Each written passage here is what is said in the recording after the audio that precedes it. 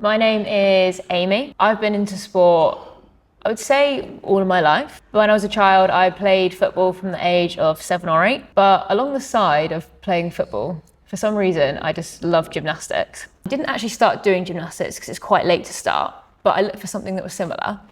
And I started doing cheerleading. I love that team element again. I think because I played football before, I love working together with loads of people for a shared goal towards something. Went to a CrossFit gym called CrossFit Greater Brislington, and I started training there. And I honestly found it so hard at the start. When they said, oh, you're gonna put a barbell over your head, I was really up for doing that, which I think when people first start, people are more nervous for that. And then I've been training probably for 5 years since. You know, when I was on the training day, we're doing clean and jerks, and I was still lifting the bar really slowly off the floor. Yeah. I felt like with that one then, I tried to lift it off fast. When I lift it off fast, I don't do the position very well. Snatch is a little bit different to cleans. You can graft your way through a clean. Yeah. As in, you need to put a little bit more momentum into it, whereas a snatch, it rewards you for going slower. So It does. It does, okay, cool. It does, yeah. Especially from here to here. From here up, go as fast as you want. Yeah. But you need to keep it slow. Yeah, you probably rushed here, which is why you went boom, boom. Okay. Okay? So, had a bit of a background in the gymnastics side of things. So you picked that up quite easily, right? How did you come about inquiring for coaching? Every single time I had to do something like a clean or jerk, honestly, I would sit down, I'd hold the bar, and I would just look forward and think, I don't know what to focus on. People had said stuff, use your legs, do this, do that. But genuinely, I would just hold the bar and feel confused. And I was kind of getting a bit frustrated with it. Because like I said, I had such a bias before. I then did start running and stuff. So I sorted out the fitness part. And then there was just this hole. And then me and my boyfriend started coming in here on our own and kind of trying to wing it. And then you offered to give me feedback for free. And when you gave me the feedback, the way it was described was really, really simple. And it was only ever 1 or 2 things, which works really well for me personally. That was the first time that someone had given me information. I felt like I could put it into action. And I just felt like I understood it. So Amy's got 1 max effort set and then 3 sets of 80% of that max effort. So say, for example, she got 10 reps, she'd do 3 sets of 8 then on the back off. It's more of volume accumulation, but in the higher rep range, not multiple reps of 3 to 4 reps. I didn't even have grips before I got these. I did CrossFit for 3 years with no grips. When I first started at the gym I went to, no one had them, no one took it that seriously, I guess. Yeah. And it was when I came back from traveling, I was like, everyone I go to now has got all the stuff. Where did you travel? Asia, Australia. That's how you met Jack, isn't it?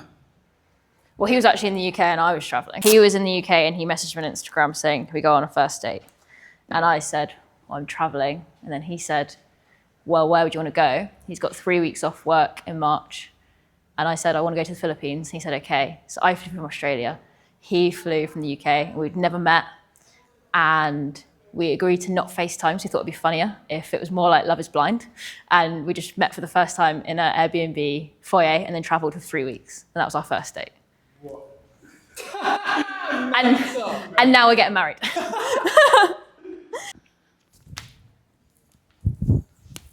What was the biggest change then when you kind of joined? For me, my life is so incredibly busy. I run my own business, but I also coach in-person classes and do just way too many things. I say yes to everything. And I'm getting better at saying no now. And because of that, it meant that my training was if I could get in, I've always trained. I'll always train at least 3 times a week. But you know what CrossFit programming's like? Maybe I manage Monday, Tuesday, Wednesday, and then I've missed something that always happens on Thursday or Friday. And especially with these Olympic lifts, I wanted to work on them, but sometimes I can't train on the day they happen to show up in the programming.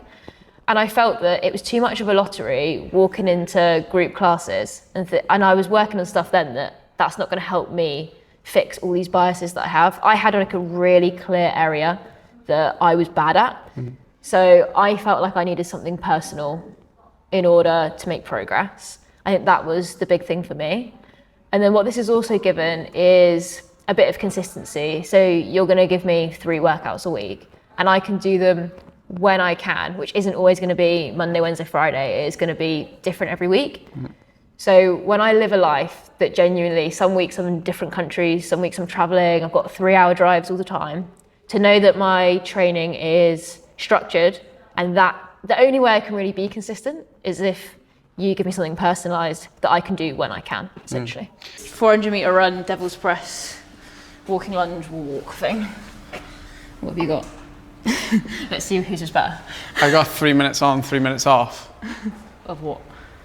Of row, wall balls, AMRAP burpees. Something else. They're not very nice. 24-18 cal row, 20 wall balls, AMRAP line facing burpees. 24-18 bike, 20 kettlebell swings, AMRAP jump lunges. Yeah, that's rats, isn't it? Times 8?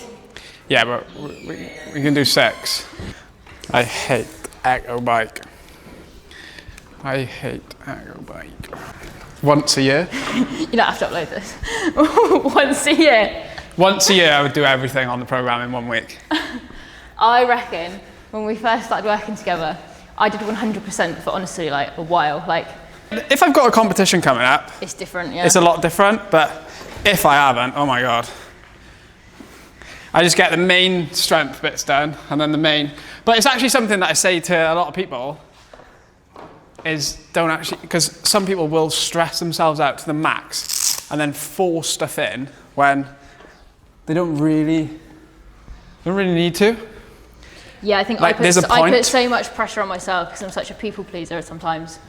To do it all. I was like, I need to do every single part, and if I didn't do it, I'd feel bad, but I've realised that that's not productive and also just like not real life. No, not at all. As we've got on, so we'll come up to like 8 months on board. What have you felt like has been the biggest amount of progress in those 8 months? Olympic lifting is definitely the most noticeable change. I couldn't even, firstly, if you asked me to do a squat snatch, I couldn't even do it before. I could overhead squat the bar shakily and terribly. So now I can squat snatch 45 kg. But to even just be able to do complexes with 35 and things like that, yeah. I feel that when I pick up 35 now in my brain, that's light, which is mental for the time. I feel more confident. When I sat down with the bar, I know what I'm going to do, and that is what was missing beforehand. But even though I came on board for Olympic lifting, there's also loads of other elements that have improved. Yeah. A couple of days ago, I did 5 sets of 5 chin-ups with 5 kg, so weighted chin-ups. And I mean, I didn't test that before, but I think to do 5 sets of 5 weighted is pretty sick. Yeah, that's cool. I don't think I only front squatted 40 kg before that. So to do 5 sets of 5 You could probably press sick. more than you could squat before. Yeah, no, Jen, which is just so weird. I could bench 65, but I only used to front squat 45. What is that? Like a bloke. You're like a bloke. Any last thoughts, like for someone like yourself who was 8 months ago on the fence, what would you kind of say to them to speak to me? Would you say to them to don't go with me? What would you say to them? Yeah, just don't do it. Stay away. I think that something that made me know that you were the right coach to add for me personally was that you saw the videos, you gave me feedback, I understood it, I could put it into practice. Realistically, that is the service you're offering. Yeah. So if you're on the fence, ping Evan, a few videos of you training. I know, so I'm about to give you loads of work Loads of work now. If he replies with just a couple of pointers, if it helps, go with it. Sweet. I think that is the best thing you can do. 100%. Right, thank you for coming on. Thank you Thanks. very much.